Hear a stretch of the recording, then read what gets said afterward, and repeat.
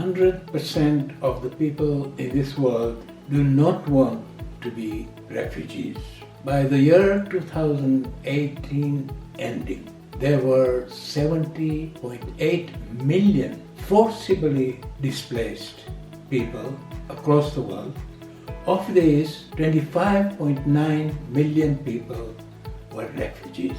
50% of these refugees were children. In 2018, around 2/3 of the people who were refugees came from 5 countries: from Syria, Afghanistan, South Sudan, Myanmar, and Somalia. And 80% of the refugees settled in countries that were nearer to their countries of origin. These were developing countries, and this has put a lot of pressure on not only the countries, the governments, but even the people, the citizens of those neighboring countries. Turkey is the biggest refugee hosting country in the world today. There are 3.6 million refugees from Syria who are in Turkey. You see, we are spending a lot of money on helping the displaced people, and these funds expenditure can be stopped by stopping conflict. By helping to give them food, shelter, we are treating the symptoms. But the real cause is the conflicts, which is generating thousands of refugees per day. So we need to get our bearings right. We need to treat the cause and the symptoms as well. 80% of the humanitarian funds goes towards conflict-related problems. So you can imagine the amounts of money that are being spent on these particular efforts, which could be spent on some constructive efforts for development.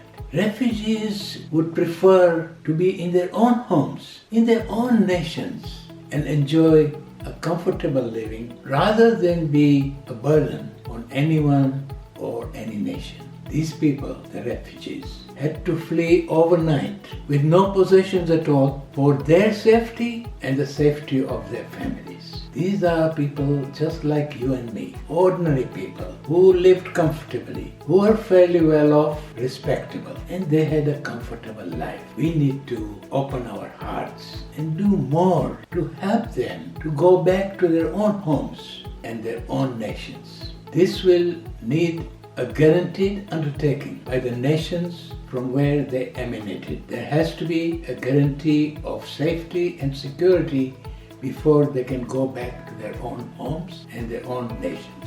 We are in the midst of the greatest humanitarian crisis of our lifetime. There has been created a generation of uneducated children, and there are thousands of people who are physically and mentally damaged as a consequence of the conflict. Not to mention numerous stories of damage to properties, losses of lives of relatives and dear ones, and also not to mention 1 in 5 girls who were involved in running away from their nations as refugees and displaced people has been a victim of sexual violence. So we have to remember that life as a refugee is not easy. There are a lot of sacrifices that refugees have to make.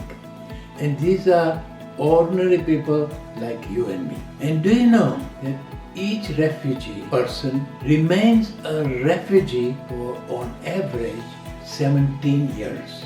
So we need to make sure that something is done much more quickly than before, so that these people who are refugees or displaced are helped to go back to their own homes and enjoy living comfortably as most of the world is doing today. It is about time now for the citizens and the governments to collaborate to bring an end to this generation of displaced people and refugees.